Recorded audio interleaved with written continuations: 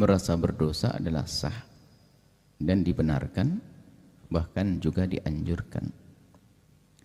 Akan tapi yang menjadi terpuruk gara-gara merasa berdosa menjadi tidak boleh, karena itu namanya putus asa. Mengatakan seolah-olah Allah tidak bisa mengampuni. Jadi harus ada keseimbangan. Anda yakin bahwasanya dosa itu menjerumuskan Anda, menjadikan Anda sengsara, sehingga muncul penyesalan di dalam diri Anda yang dalam. Sehingga penyesalan itulah hakikat taubat, sampai disabdakan oleh baginda Nabi, at-taubatu an-nadamatu. Yang namanya taubat itu nyesal. Maka dengan penyesalanmu itulah Allah ampuni.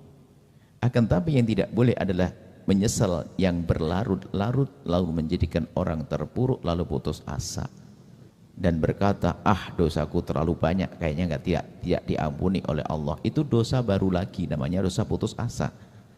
Putus asa ini adalah dosa gede lagi, dosanya iblis, putus asa.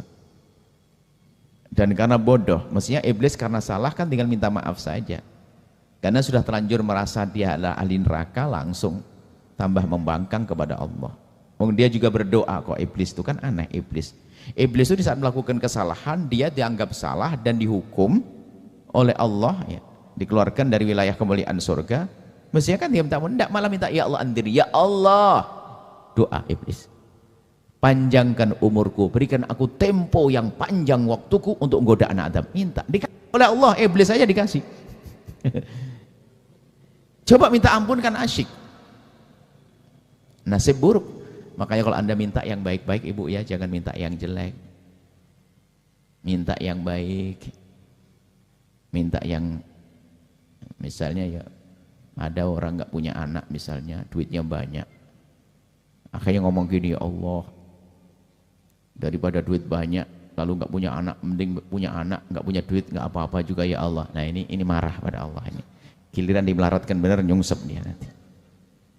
Ini ada lama tidak dapat jodoh, ya Allah, sudah lama ada jodoh, sudah, yang penting laki-laki, jelek juga nggak apa-apa ya Allah. Dikasih beneran kau. Doanya marah dia. Kalau doa jangan begitu, doa yang benar.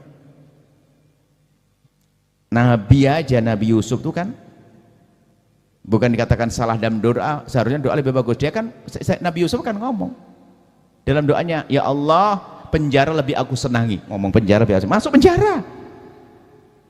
Nah, penjara lebih aku senangi, masuk penjara Nabi Yusuf. Makanya kalau ngomong yang bagus ya, jangan daripada mending selama nggak dapat jodoh sudah ngejelek juga nggak apa-apa deh. Coba ke yang cerdas, ya Allah, Engkau Maha Kuasa, telah menjadikan aku banyak rezeki, maka seperti Engkau beri aku rezeki, beri aku anak. Kan enak begitu. Jadi dengan Allah itu harus dengan husnudon. Yang mohon ampun pun juga demikian. Allah Maha Luas dengan pengampunannya. Tapi menyesali itu penting. Justru tanda tobatnya orang yang sejati, tobat itu adalah justru tadi, cepat legowo. Bahasanya Allah Maha Pengampun, langsung plong dia. Dia menyesal, sedih sampai menitikkan air mata barangkali dengan penyesalannya. Makanya menyesal gini loh kalau usia tobat. Tobat itu syaratnya menyesal. Nggak menyesal nggak ada tobat. Jadi kalau ingin diampuni Allah, menyesallah engkau. Dan menyesal itu syaratnya sadar. Dan orang-orang untuk bisa sadar ngerenung, maka punya waktu Anda harus punya waktu untuk merenung, mungkin di tengah malam, tentang dosa mata kita. Sehari ini aku melihat apa yang haram, sehari ini aku mengucapkan apa dari yang haram, sehari ini aku dengar apa tadi, kelihatannya di kantor aku dengar gunjingan, astagfirullah. Malam hari ini aku melihat apa di handphonku, ya Allah. Lu tidak pernah nyesel minta diampuni, bagaimana nih orang? Padahal dengan Allah sangat mudah, Allah Maha Pengampun. Sesali dosa itu. Dan setelah Anda sampai kepada titik penyesalan sejati, bisa saja dibarengi dengan tetesan air mata. Mungkin juga tidak, tapi menyesal. Menyesal itu apa? Pokoknya ada rasa nyesal. Seperti Anda itu dapat gajian, uang itu adanya hanya itu tuh saja, nggak ada lagi. Gajian bulanan untuk bayar utang segala macam. Tak tahunya apa? Kantongnya bolong, kantong bolong, tasnya jebol, duit dimasukkan hilang. Nyesel, ya Allah, tasnya gara-gara tas ini, padahal tas nggak salah, yang salah. Setiap melihat tas ingat, Rinting dia, ya itu nyesel. Sehingga kalau orang nyesel dengan dosa itu melihat tempat kejadian dosa itu dia tidak.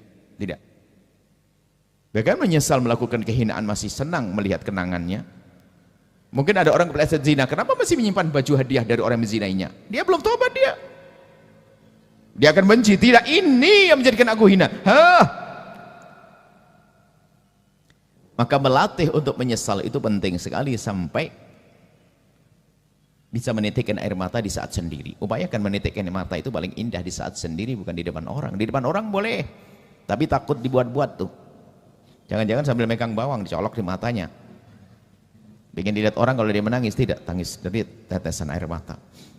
Atau paling tidak penyesalan itu tadi. Baru setelah menyesal minta ampun. Yakini setelah itu, setelah penyesalan dalam, yakini Allah Maha Pengampun. Sebesar apapun dosa kita, Allah Maha Pengampun. Sudah terus lakukan seperti itu. Terus Anda lakukan dan serahkan kepada Allah. Nah, jangan sampai lah. Kalau tadi merasa bahasanya, kok aku masih belum aja, jangan-jangan Anda masuk wilayah putus asa, seolah-olah tidak diampuni oleh Allah. Bukankah di setiap kita memohon ampun, memohon apapun, diajarkan Nabi, wa antum muqinuna bil ijabati, engkau meyakini bahasanya Allah kabul. Plong, Allah kabul. Ingat dosa lagi, minta ampun lagi, ingat dosa lagi, minta ampun lagi. Maka indah dengan Allah yang Maha Pengampun, Al-Ghaffar, Al-Ghafur. Seperti itu. Jadi siapapun, ayo kita berlatih masalah dosa ini, semua punya dosa. Cuman kelebihan antara satu dengan yang lainnya adalah kepandaiannya di dalam menyesali dosa itu. Sebab dosa yang paling dosa adalah manusia berdosa tidak pernah merasa berdosa. Repot kapan tobatnya. Sudah begitu merasa wali lagi. Merasa wali ahli surga, petentang dosanya banyak. Dan tanda orang diampuni dosanya oleh Allah, jika itu dosa pribadi dengan Allah, adalah dia pandai menyembunyikan, tidak sering bercerita tentang dosa masa lalunya. Maka kalau Anda punya masa lalu yang kelam, jangan ceritakan kepada siapapun dari bangsa manusia. Itu tanda tobat Anda diterima oleh Allah. Mungkin dulu pernah mabuk, judi, zina dan sebagainya, biarkan itu masa lalu, jangan sebutkan kepada siapapun dari bangsa manusia. Cukup Allah yang tahu. Allah. Ternyata dengan Allah itu mudah, dengan Allah indah. Allah Maha Pengampun, Allah Maha Kasih. Memang Allah Al-Muntaqim, Allah Maha membalas hambanya. Tapi lihat, itu bagi hamba-hamba yang kurang ajar tadi. Tidak pernah minta maaf dengan kesombongannya. InsyaAllah lanjutkan tobat. Ada pun masalah sholat tobat, ada sebagian mengatakan itu bukan sholat tobat, semacam sholat hajat. Kalau Anda punya permasalahan atau dosa, sholat 2 rakaat mohon ampun. Sehingga sebagian menamakan sholat tobat. Oke, sah. Sekedar penamaannya. Intinya dianjurkan adalah Anda sholat 2 rakaat lalu minta ampun kepada Allah SWT.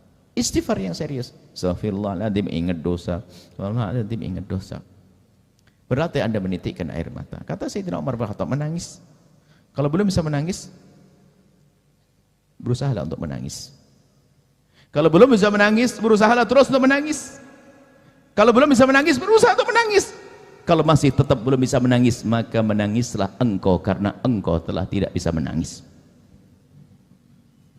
Karena hatimu sangat keras. Saat sendiri, bukan di saat depan orang, nggak ada, bukan. Saat sendiri Anda kunci kamar, Anda ngadu kepada Allah. Ya Allah, dosaku dosa penting sekali. Allah melatih. Wah, indah. Dengan Allah adalah mudah, dengan Allah adalah indah. Wallahu a'lam bissawab. Setelah Anda menyaksikan video ini, jangan lupa berselawat kepada baginda Nabi Muhammad sallallahu alaihi wa alihi wa sahbihi wasallam.